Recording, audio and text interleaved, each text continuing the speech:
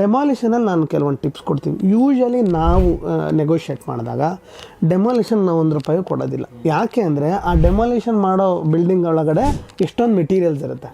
ಈಗ MS material ಆಗ್ಬೋದು, wood material ಆಗಬಹುದು, ಎಷ್ಟೊಂದು ಫಿಟ್ಟಿಂಗ್ಸ್ನ ನಾವು ಸೇಲ್ ಮಾಡಬಹುದು. ಡೆಮಾಲಿಷನ್ ಕಾಂಟ್ರಾಕ್ಟರ್ ಅಂತ ಇರ್ತಾರೆ. ಡೆಮಾಲಿಷನ್ ಕಾಂಟ್ರಾಕ್ಟರ್ನ ನಾವು ಕರೆದ್ಬಿಟ್ಟು ಏನು ಮಾಡ್ತೀವಿ ಅಂದರೆ, ನೋಡು ಎವ್ಯಾಲ್ಯೂಯೇಟ್ ಮಾಡು, ಇದರಲ್ಲಿ ಏನೇನು ಮೆಟೀರಿಯಲ್ ಸೇಲ್ ಆಗ್ಬೋದು, ಏನೇನು ಸೇಲ್ ಆಗುತ್ತೆ ಅಂತ ಅವನೊಂದು ಲಿಸ್ಟ್ ಮಾಡ್ಕೋತಾನೆ.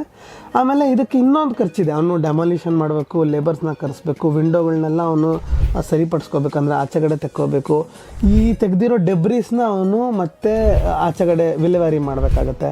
ಅದಕ್ಕೆ ಅವನಿಗೂ ಖರ್ಚಿದೆ. ಒಂದು ಇಲ್ಲಿರೋದನ್ನು ಮಾರಾಟ ಮಾಡ್ತಾನೆ, ಇನ್ನೊಂದು ಇದನ್ನು ಸಾಗಿಸ್ಲಿಕ್ಕೂ ಕೂಡ ಅವನು ಖರ್ಚಿದೆ.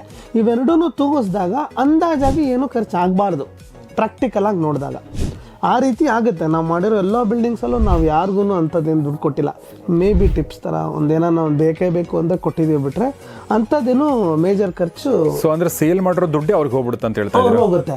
ನಾವೇನು ಮಾಡ್ತೀವಿ, ನೋಡಪ್ಪ, ಸೇಲ್ ಮಾಡೋದು ನಿಂದೇ ಜವಾಬ್ದಾರಿ, ಇದನ್ನು ಸಾಗಿಸೋದು ನಿಂದೇ ಜವಾಬ್ದಾರಿ.